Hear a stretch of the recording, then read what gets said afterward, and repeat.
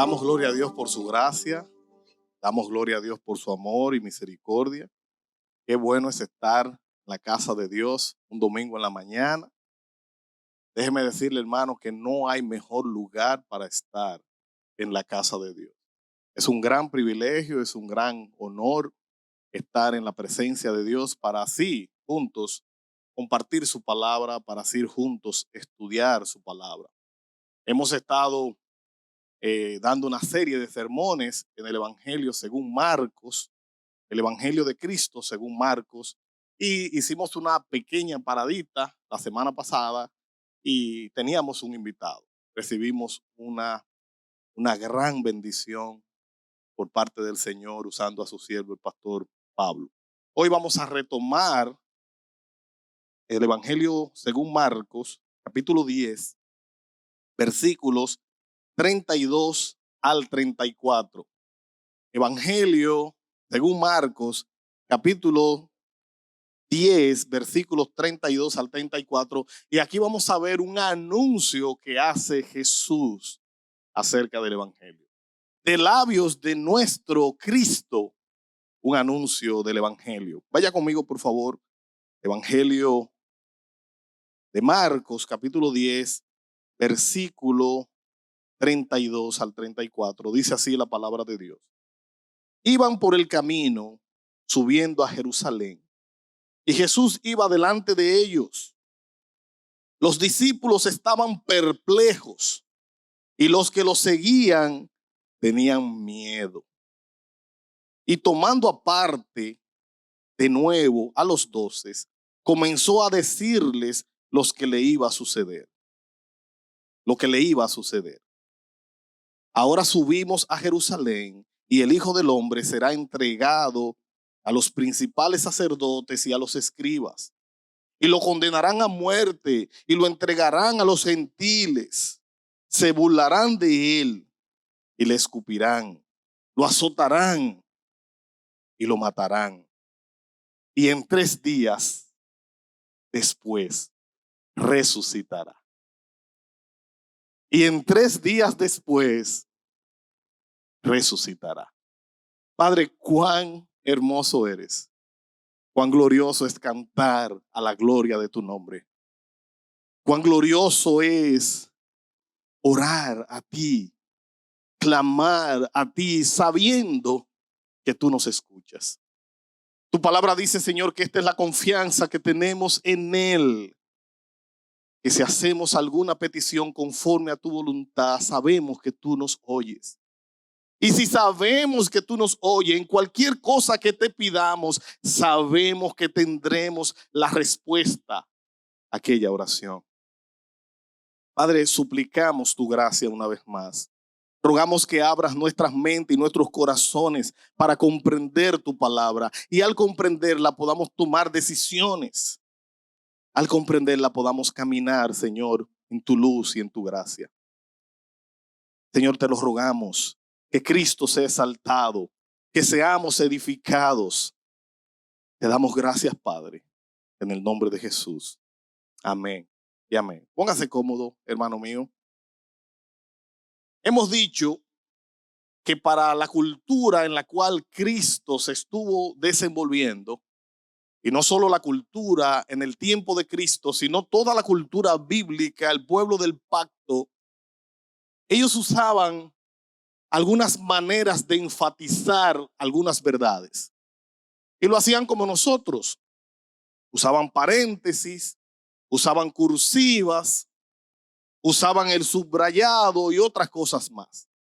Pero había algo especial que hacían estas personas. Para enfatizar una verdad usaban la repetición. Por ejemplo, el libro de Cantar de los Cantares no es un pleonasmo, no es una repetición sin sentido decir Cantar de los Cantares. Lo que está diciendo que es el cántico más sublime de todos los cánticos. Cuando Cristo decía, de cierto os digo, de nuevo, no había un error gramatical en las palabras de Cristo, estaba enfatizando algo. Cuando la Biblia dice santo, santo, santo, está llevando la repetición al tercer grado, el grado máximo de repetición, dando a entender que hay un nivel enorme de importancia en esas palabras, que refleja esa gloriosa santidad. Esta es la tercera vez que Jesús anuncia su muerte. Cristo le está diciendo a ellos en 3 ocasiones que Él tiene que morir. En 3 ocasiones. Y esta es la tercera. Pero no solo va a morir, Él dice que va a resucitar. En nuestro texto, Marcos capítulo 10, versículo 32, inicia de una manera especial. Iban por el camino, subiendo a Jerusalén, y Jesús iba delante de ellos. Los discípulos estaban perplejos y los que lo seguían tenían miedo. Oiga bien, hermano, la descripción de estos textos es muy gráfica. Cristo, o mejor dicho, Marcos, que ha sido usado por el Espíritu Santo para transcribir este evangelio, él es bien detallista y llama la atención la manera tan gráfica como lo hacen.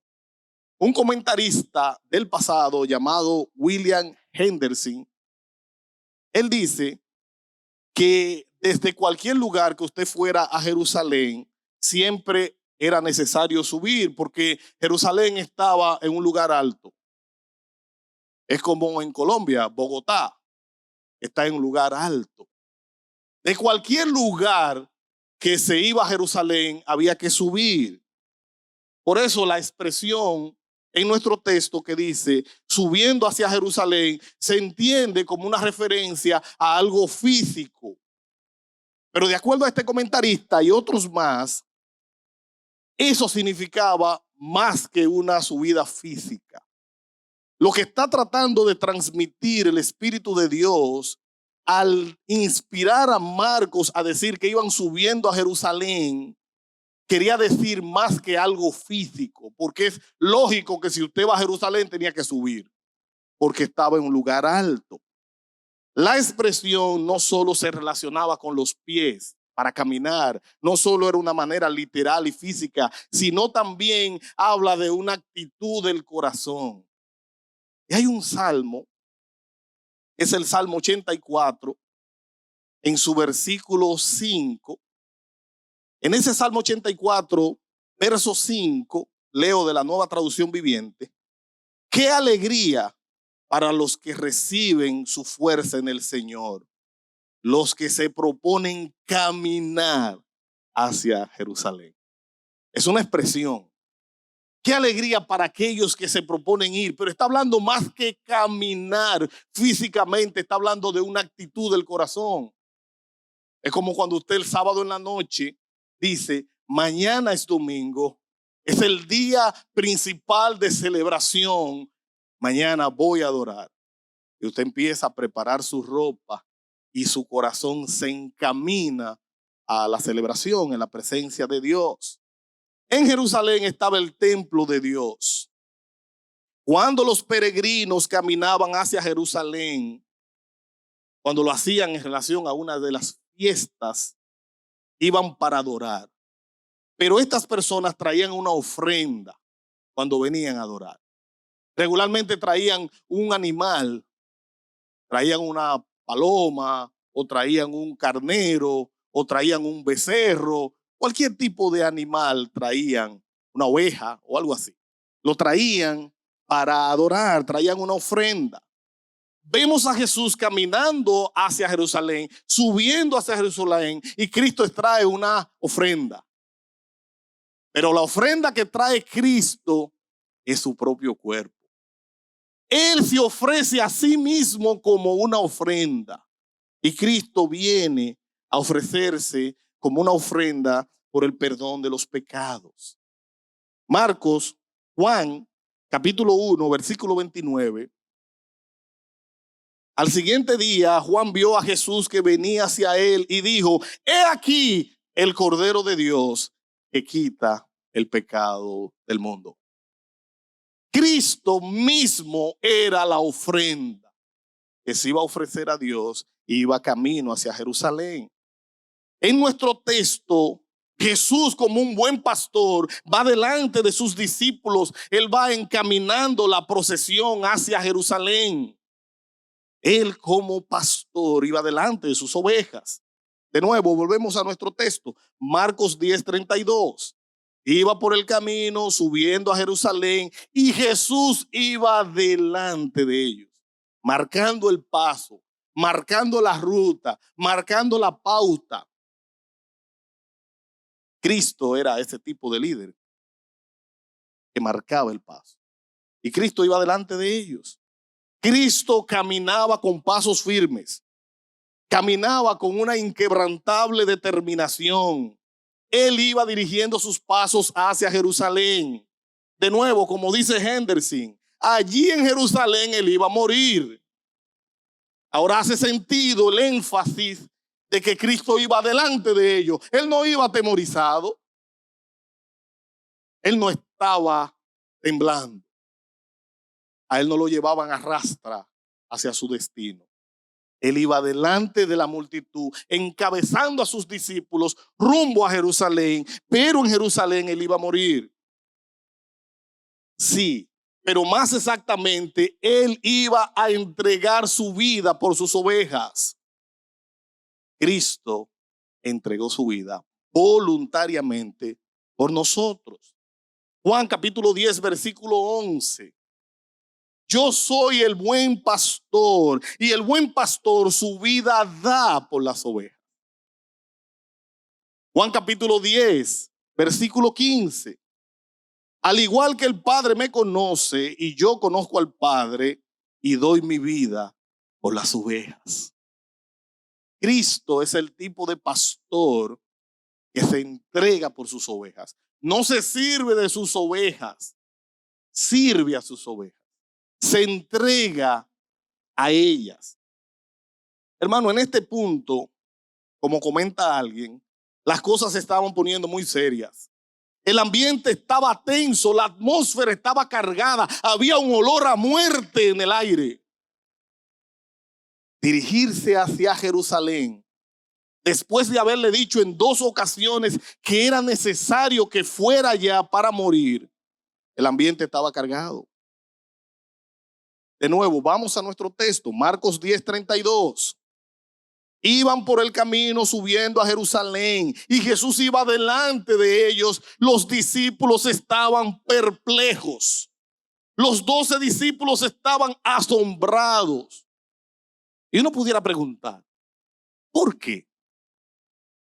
¿Por qué razón los discípulos estaban perplejos, anonadados? ¿Por qué razón ellos estaban allí como expectantes? Algo diferente había en el Señor, comenta alguien. Ese caminar de Cristo hacia adelante, lo más probable que fuera en silencio contemplativo. Imagínese usted una procesión, Cristo, los 12 discípulos y un grupo más de otros discípulos iban detrás de Jesús y nadie decía media palabra. Cristo iba en una marcha constante hacia Jerusalén en silencio. Pero el caminar de Jesús era diferente. La mirada de sus ojos, penetrante. La forma de andar, algo no se sentía normal. Todo esto implicaba porque ellos tenían asombro. Cristo no camina de esa manera. Él no mira de esa manera. Él no acostumbra a ir con ese tipo de paso y silencio. Va hacia Jerusalén. Sus discípulos tenían miedo, hermano. La multitud tenía miedo porque ellos sabían lo que iba a pasar. Marcos 10:32, de nuevo. Iban por el camino subiendo a Jerusalén y Jesús iba delante de ellos. Los discípulos estaban perplejos y los que lo seguían tenían miedo. Cuenta alguien que la consternación y la alarma de los discípulos es explicable, es entendible. Ir a Jerusalén con Cristo era peligroso, hermano. Era peligroso ir a Jerusalén con Cristo. ¿Sabe por qué? Vamos a ver unos textos. Marcos 9:22. Juan 9:22. Juan 9:22. Y los judíos ya se habían propuesto ya se habían puesto de acuerdo en que si alguien confesaba que Jesús era el Cristo, fuera expulsado de la sinagoga. Vamos viendo ya. Ya se habían propuesto que cualquier persona que confesara que Jesús era el Cristo lo expulsaran de la sinagoga. Para un judío en tiempo de Cristo, ser expulsado de la sinagoga era ser sacado del entorno social y religioso de la nación. Era ser tratado como un gentil. Era ser tratado como alguien que no podía ni siquiera negociar. Alguien que no podía ni siquiera tener una vida digna desde el punto de vista social. ¿Qué más? Juan 11:8. Los discípulos le dijeron: Rabí, hace poco lo que los judíos te quieren apedrear y vas allá otra vez. Ahora usted ve por qué tiene miedo. No, acaban de querer apedrearte y ahora tú vas de nuevo a Jerusalén, donde está el epicentro de la controversia. Ir a Jerusalén con Jesús era peligroso, hermano. Por eso era que había miedo. Juan 11:57. Por su parte, los jefes de los sacerdotes y los fariseos habían dado la orden de que si alguien llegaba a saber dónde estaba Jesús, debían denunciarlo para que lo arresten. Ir a Jerusalén era ir a la cárcel. Cristo sabía que ir a Jerusalén era peligroso y sus discípulos lo sabían. Ahora usted entiende el silencio. ¿Y por qué es tan perplejo? ¿Pero y para dónde va este hombre? Él va hacia Jerusalén. Y los discípulos le dicen: Señor, pero te quieren apedrear y tú vayas de nuevo. Sí, me es necesario ir allá. Volvamos a nuestro texto. Marcos 10:32. Lo voy a seguir repitiendo, hermano. Iban por el camino subiendo a Jerusalén y Jesús iba delante de ellos. Los discípulos estaban perplejos y los que lo seguían tenían miedo. Y tomando aparte de nuevo a los 12, comenzó a decirles lo que le iba a suceder. Ya no solo está la expectación de por qué vas a Jerusalén. Si ir a Jerusalén es peligroso, ¿por qué vas allá? Ahora vemos al Señor, que el Señor lo que va a hacer es explicarle ahora la razón de ir a Jerusalén. Ya ellos más o menos tenían una idea. Ahora vemos un giro en la narrativa. El Señor de nuevo toma a los 12 apartes y comienza a decirle las cosas que iban a suceder. Marcos 10:33-34. Ahora subimos a Jerusalén y el Hijo del Hombre será entregado en manos de los principales sacerdotes y a los escribas, y lo condenarán a muerte y lo entregarán a los gentiles. Se burlarán de él y le escupirán, lo azotarán y lo matarán. Y en 3 días después resucitará. Ahora que había miedo, porque antes había expectación. Ya me lo había dicho 2 veces. Va camino a Jerusalén, pero ahora Cristo agarra aparte a sus discípulos de la multitud y lo lleva a un lugar aparte y le dice: miren lo que va a acontecer. El Hijo del Hombre va a ir allá a Jerusalén y lo van a arrestar, lo van a condenar a muerte, se van a burlar de él y van a hacer todas estas cosas. Hermanos, como dijimos al principio, esta no era la primera vez que Jesús hablaba de este tema. Esta fue la tercera vez. Enfatizó de manera concreta que era necesario que muera. La primera mención la vemos en Marcos capítulo 8, versículo 31. Marcos capítulo 8, versículo 31. Luego comenzó a enseñarles: el Hijo del Hombre tiene que sufrir muchas cosas y ser rechazado por los ancianos, por los jefes de los sacerdotes y por los maestros de la ley. Es necesario que lo maten y que a los 3 días resucite. Es necesario que lo maten, dijo Cristo. Tiempo más tarde, después de la transfiguración, después de ese escenario tan glorioso donde Cristo es transfigurado, su ropa se pone en blanca, su piel se hace reluciente y aparece Moisés y Elías hablando con él. Y Pedro, sorprendido y temeroso, le dice: Señor, ¿por qué no hacemos 3 chozas, 3 enramadas y nos quedamos aquí? Él no sabía lo que estaba diciendo, pero estaba feliz y contento y asustado y todo mezclado. Después de ese evento, cuando Cristo baja de la montaña, sana a un muchacho epiléptico que estaba endemoniado, atormentado por un espíritu. Después de eso, Cristo va con ellos hacia Galilea y allí Cristo hace su segundo anuncio acerca de su muerte.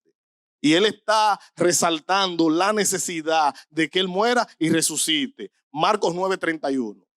Observe usted, en Marcos 8:31 menciona su muerte y en Marcos 9:31 vuelve a mencionar su muerte. Marcos 9:31. Porque les enseñaba a sus discípulos y les decía: el Hijo del Hombre será entregado en manos de los hombres y lo matarán. Y después de muerto, a los 3 días, resucitará. Nuestro texto de hoy contiene esa tercera mención de la pasión de Cristo. Y si usted ha visto esa película, La Pasión de Cristo, un poco exagerada algunas escenas y un poquito rara, sin embargo, describe gráficamente el horror de la crucifixión. Pero aún Mel Gibson se quedó corto, porque la Biblia dice que fue molido por nuestros pecados y el castigo de nuestra paz fue sobre él, y por sus llagas fuimos nosotros curados.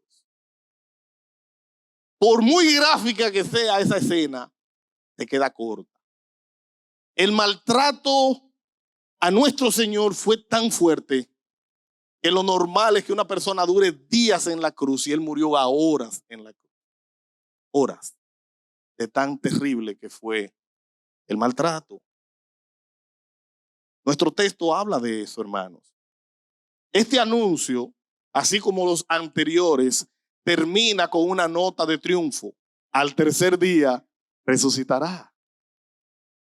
Pero los discípulos estaban muy lejos de pensar en eso. Ellos habían pensado en la parte que decía: lo matarán. Y todo aquel que ande con él lo vamos a expulsar de la sinagoga. Eso estaba moviéndose en la mente de estos hombres. El varón de dolores, oiga cómo le llama la Biblia a nuestro Señor: el varón de dolores, experimentado en quebranto, enmudeció y no abrió su boca. Fue como cordero a matadero, como aquel cordero que va a ser traquilado para luego ser muerto, despojado de su dignidad, humillado, desnudo en una cruz romana.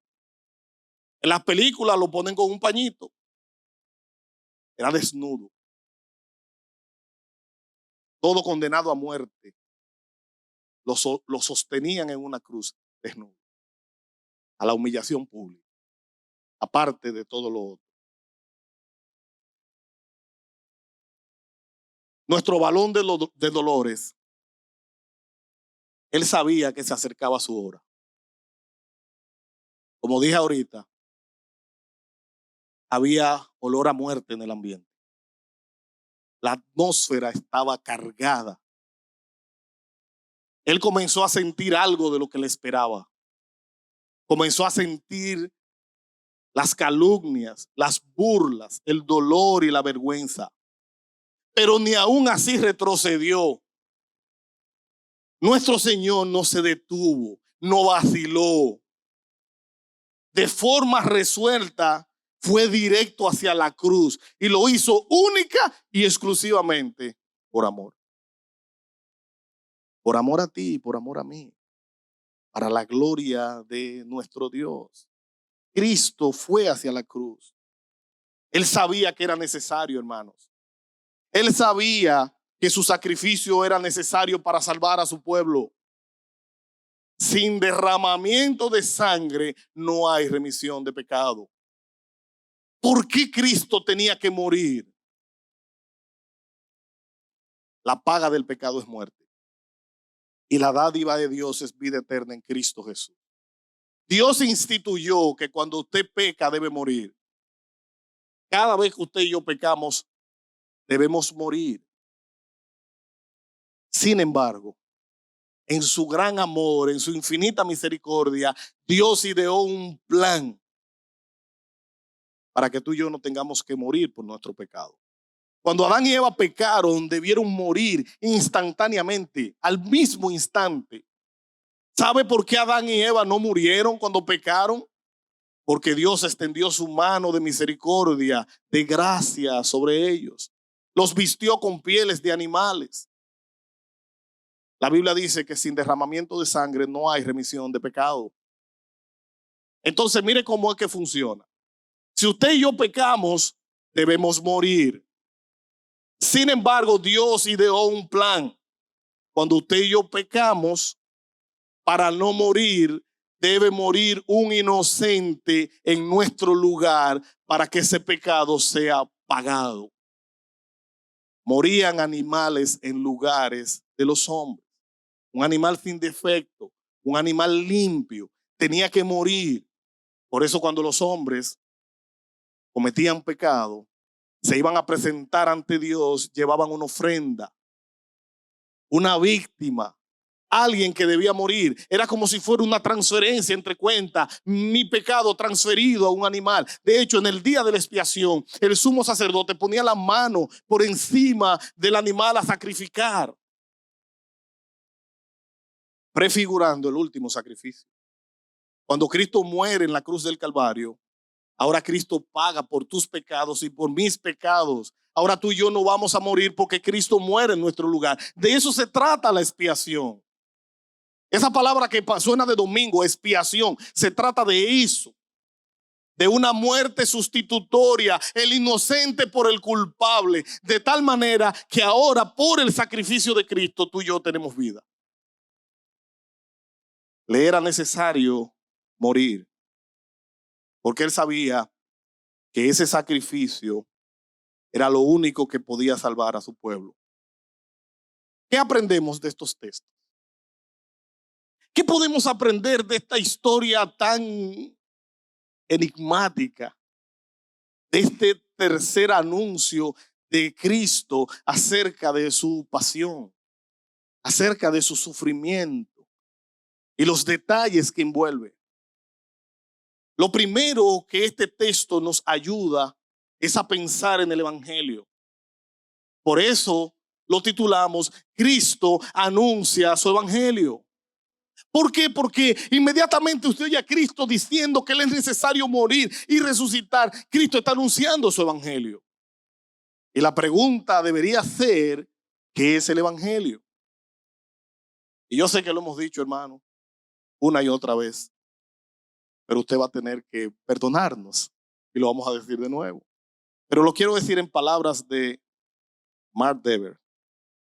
El Evangelio son las buenas noticias de lo que Dios ha hecho para salvarnos mediante Cristo Jesús.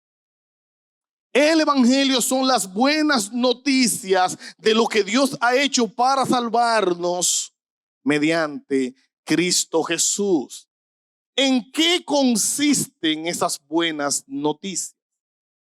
Esas buenas noticias consisten en que Dios, que es santo, nos creó a ti y a mí para que nos comuniquemos con Él.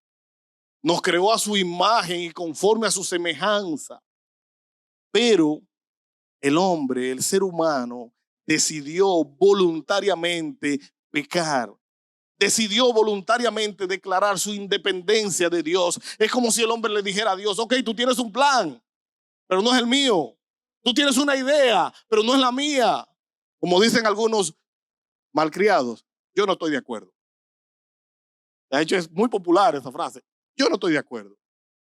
El hombre le dijo a Dios que él no estaba de acuerdo con lo que Dios había establecido. y decidió pecar libre y voluntariamente. La caída del hombre, la caída de la raza humana fue tan grave que quedó imposibilitado de levantarse. Es imposible que un ser humano alce sus ojos a Dios para buscarlo por su propia iniciativa. La caída fue tan grave que quedamos atrofiados, imposibilitados de buscar a Dios. Entonces Dios ideó un plan. En el plan de Dios tenía que haber un sustituto. Tenía que haber un mediador de un nuevo pacto. Tenía que haber alguien que se someta a sacrificio, que se someta a dolor. Entonces Dios se hace hombre en Cristo. Dios se hace humano en Cristo. Vive una vida perfecta. Se ofrece en sacrificio por nuestros pecados. Muere en una cruz. Al tercer día Dios lo levanta entre los muertos, mostrando que Él aceptó el sacrificio de Cristo y que la ira de Dios en contra de nosotros se ha aplacado. Ahora Cristo, después de haber muerto y resucitado, nos llama a responder al Evangelio. Tenemos que venir a Cristo en arrepentimiento y fe, porque la obra redentora de Cristo en el Calvario se hace evidente en la vida de nosotros y debemos correr a Cristo si queremos ser salvos. Los que a Él miraron fueron alumbrados. Dios ahora nos llama a arrepentirnos de nuestros pecados y creer solo en Cristo para nuestra salvación. Si nos arrepentimos de nuestros pecados y creemos en Cristo, naceremos de nuevo a una vida nueva, una vida con Dios. De eso se trata el Evangelio. El Evangelio son las buenas noticias de lo que Dios ha hecho para salvarnos mediante Cristo Jesús. Eso es el Evangelio. Ahora bien, nuestro texto también nos recuerda que los evangelios incluyen las profecías de Cristo acerca de sí mismo. Cristo es omnisciente, quiere decir que todo lo sabe. Que es omnisapiente, quiere decir que todo lo discierne. Cristo conoce el futuro. Él conoce el final desde el principio. Y Cristo profetizó sobre sí mismo acerca de su muerte y resurrección, mostrando su deidad, mostrando su gloria y mostrando que era Dios, porque solo Dios conoce el futuro. Ni siquiera el enemigo de las almas, Satanás, no conoce el futuro. Él no sabe lo que usted va a hacer ahorita. Él puede intuir, porque tiene más de 6,000 años de historia con el ser humano y él más o menos puede intuir. Pero los ángeles y los demonios no conocen el futuro. Solo Dios conoce el futuro. Por eso cada profecía bíblica cumplida es una muestra de la verdad de Dios. Porque Dios le reveló a alguien su verdad. Dios le mostró a alguien su verdad. Cristo anuncia su muerte y su resurrección para demostrar que esto estaba en el plan de Dios desde el principio y no se trata de un accidente. Hermano, la muerte de Cristo no fue un accidente. La muerte de Cristo fue un plan de Dios. La caída de Adán no tomó por sorpresa a Dios. Ya Dios lo sabía. Y el plan no surgió en el momento de la caída. Estaba antes de la fundación del mundo. Esta historia nos muestra que el plan de Dios estaba establecido desde el principio y que la muerte de Cristo no fue un accidente. Como bien señala un pastor del pasado llamado Riley, él dice: lo último que requiere nuestra atención en este pasaje es el claro conocimiento y anticipado de nuestro Señor. El Señor tenía un claro conocimiento de su sufrimiento y de su muerte. Con tranquilidad, dice Riley, con tranquilidad y decisión, se sienta con los discípulos y les explica su futura pasión en Jerusalén. Sí, vamos a Jerusalén. Sí, me van a arrestar. Sí, me van a humillar. Sí, voy a morir.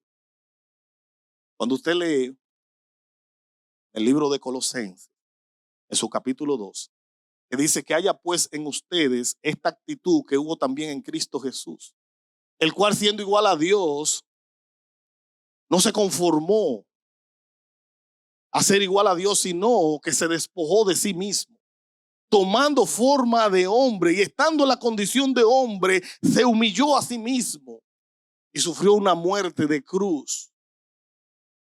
Por lo cual Dios también lo exaltó hasta lo sumo y le dio un nombre que sobre todo nombre, para que en el nombre de Jesús se doble toda rodilla de lo que está en el cielo, en la tierra y debajo de la tierra, y que toda lengua confiese que Jesús es el Señor, para gloria de Dios el Padre. Cristo tranquilamente, de nuevo Riley dice que Cristo con tranquilidad le explica a sus discípulos su futura pasión en Jerusalén. Una tras otra describe todas las circunstancias principales que iban a acompañar a su muerte. Me van a azotar, me van a golpear, me van a humillar, me van a escupir. 70 profecías cumplidas al pie de la letra de manera directa en la persona de Jesús, y más de 300 de manera indirecta. Leer los evangelios y compararlos con las profecías mesiánicas es glorioso. Alguien calculó que en datos probabilísticos que se dé cada acontecimiento de Jesús como se dio en esas 70 profecías, sería como 1 en 10,000 millones. Mire, hermano, la Biblia dijo dónde Cristo iba a nacer, en Belén de Judea. Pero ellos no vivían ahí. Pero el emperador de Roma se antojó de hacer un censo y obligó a todo el mundo a ir a empadronarse a su ciudad natal. Y María, embarazada, va con su esposo y llega a Belén de Judá, y allí nace el Señor. La Biblia profetizó que Cristo iba a venir de Egipto, y cuando se levantan, un ángel del Señor le dice que vayan a Egipto, y van a Egipto.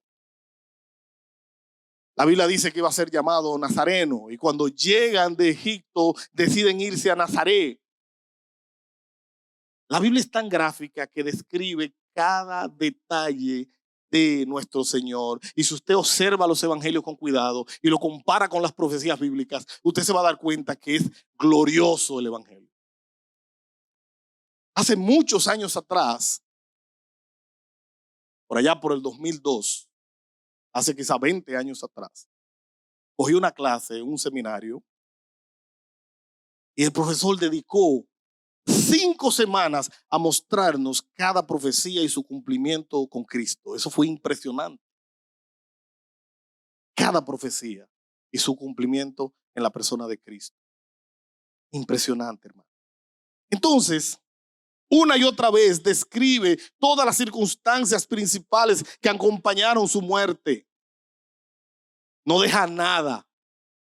No se guarda nada. Cristo dijo todo lo que iba a acontecer con él. Dice Riley, señalemos esto bien. No hubo nada involuntario e imprevisto en la muerte de nuestro Señor. Fue resultado de su propia y libre decisión. Cristo fue a la cruz libremente, voluntariamente. Él dijo, nadie me mata, yo doy mi vida. ¿Y quién puede matar a Cristo? Cuando el discípulo de Cristo agarra una espada y le tira al cuello a alguien y le da en la oreja, Cristo agarra la oreja ensangrentada en sus manos y la pone en este hombre y la restaura. Y Cristo le dice a él, yo puedo orar a mi Padre y mi Padre puede enviar 10,000 legiones de ángeles. Una legión tiene 6,300 soldados. Calcule 10,000 por 6,300. No hay dígito. Un solo ángel hirió a más de 150,000. Un solo ángel. Y Cristo está diciendo que puede llamar a 10,000 legiones de ángeles. Eso es una hipérbole. Una exageración para decir, tengo todos los recursos del cielo a mi disposición y yo doy mi vida. A mí nadie me la quita. Aquellos que se burlaron y dijeron, bájate de la cruz. ¿Y usted cree que él no podía? Pues claro, claro que podía. Pero por amor a ti y a mí, se quedó en la cruz. Se quedó en la cruz por amor. No hubo nada involuntario. No hubo nada, hermanos, imprevisto en la muerte de nuestro Señor. Fue resultado de su propia, libre, decidida y dedicada elección. Desde el principio de su ministerio, Cristo vio la cruz delante. Él sufrió de forma voluntaria. Cristo sabía lo que iba a pasar desde que pisó esta tierra. Él sabía que su muerte era el pago necesario que debía hacer para reconciliar al hombre con Dios. Él había pactado y se había comprometido a hacer frente al pago, el precio de su propia sangre. Así que, cuando llegó el tiempo señalado, como un fiador fiel, mantuvo su palabra y murió por nuestros pecados en el Calvario. Dice Riley, bendigamos siempre a Dios, porque el Evangelio pone ante nosotros un glorioso Salvador como este. Tan fiel a su pacto, tan dispuesto a sufrir, tan dispuesto a ser muerto, a ser pecador, a ser declarado maldito. Porque la Biblia decía, maldito todo aquel que muere en un madero. Y Cristo se hizo maldición por nosotros. Y rompió la ligadura del pecado y le quitó el aguijón a la muerte. Hermano, no dudemos de que si aquel sufrió por nosotros, lo hizo por un compromiso de amor, Él también cumplirá su promesa de que todo aquel que venga a Él será salvo. Los que a Él miraron no fueron avergonzados. Todo aquel que viene a Cristo en arrepentimiento de fe será salvo. Todo aquel que viene, Él no desprecia un corazón contrito y humillado, sin importar cuál pecado hayas cometido. Si vienes a Cristo hay perdón y gracia en Él. No dudemos que si Él cumplió su promesa, se entregó, lo hará por nosotros. Él cumplirá también su compromiso para salvarnos. Hermanos, nosotros no solo debemos aceptarlos como redentor y abogado, sino que debemos entregarnos toda nuestra vida en servicio a Dios. No una parte de nosotros, todos nosotros. Hermanos, sin duda, si Jesús murió por nosotros, es poca cosa que se nos pida que vivamos por Él. Damos gloria a Dios. ¿Cómo no hemos de vivir por aquel que murió por Damos gloria a Dios nosotros? por su amor y misericordia. Gálatas capítulo 2, versículo 20. En la casa de Dios. Leo de la Nueva Traducción Viviente. Mi antiguo yo ha sido crucificado con Cristo.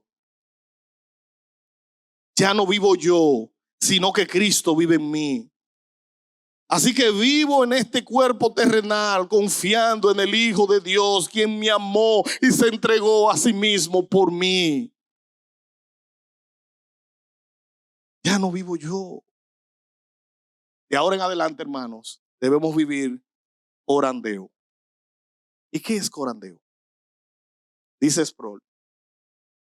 Corandeo es vivir la vida en la presencia de Dios, bajo la autoridad de Dios, para la gloria de Dios. Vivir corandeo, después que usted viene a Cristo como Señor y Salvador, usted debe vivir corandeo en la presencia de Dios, bajo la autoridad de Dios, para la gloria de Dios. Concluyo leyendo Romanos 11:36. Porque de Él, por Él y para Él son todas las cosas. A Él sea la gloria para siempre. Amén. Vayamos en oración, hermanos. Padre, gracias por este glorioso anuncio del Evangelio. Gracias, Señor, porque el Evangelio es la única cura al pecado. Gracias, Señor, porque el Evangelio es la única respuesta a nuestra condición delante de ti. Señor, suplicamos que aquellos que somos hijos tuyos, que aquellos que somos creyentes, que hemos creído en Cristo, que dispongamos nuestras mentes y nuestros corazones y toda nuestra voluntad a rendirnos a ti. En agradecimiento y gratitud, entregar todas nuestras vidas a aquel que murió por nosotros. Que podamos adorarte con todo el corazón. Que hoy que vamos a participar de tu mesa, de esta santa convocatoria, hoy que vamos a partir el pan recordando tu muerte y tu resurrección y conmemorando, declarando que un día comeremos este pan contigo en las bodas del Cordero. Señor, nos acercaremos a tu mesa en unos minutos con la intención de recordar este sacrificio.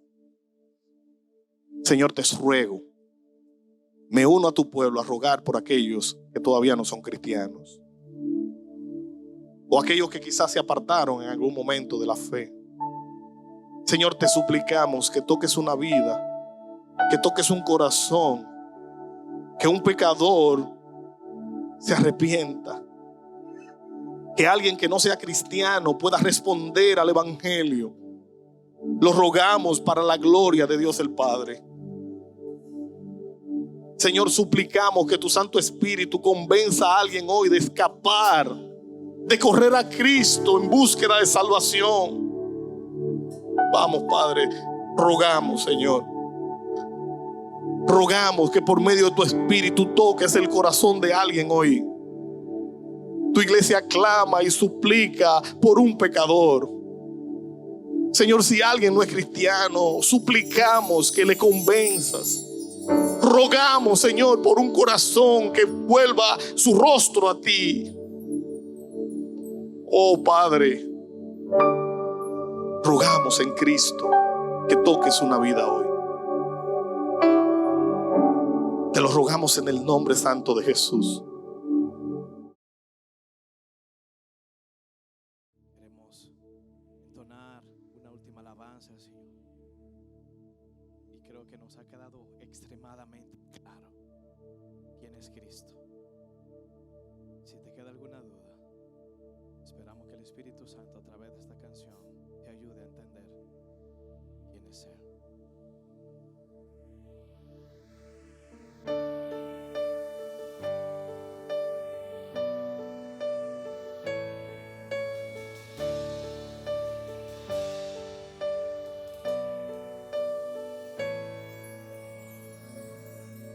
Él es Cristo,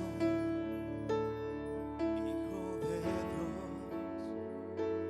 quien se hizo hombre y tomó mi lugar. Él es Cristo,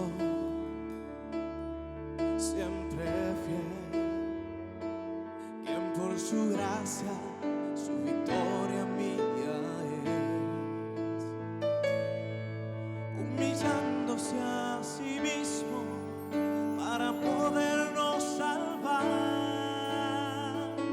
Es el camino, verdad y vida, el que al Padre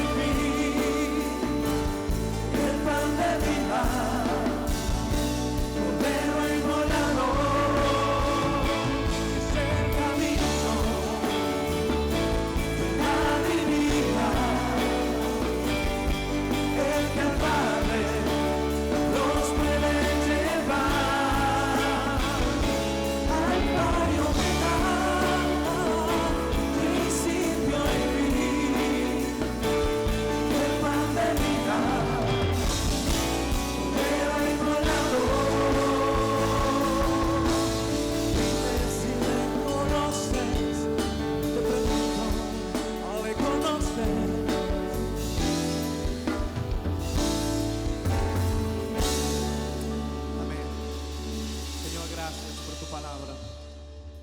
Gracias, Cristo, por tomar nuestro lugar. A ti sea la gloria, Señor. En el nombre de Cristo Jesús.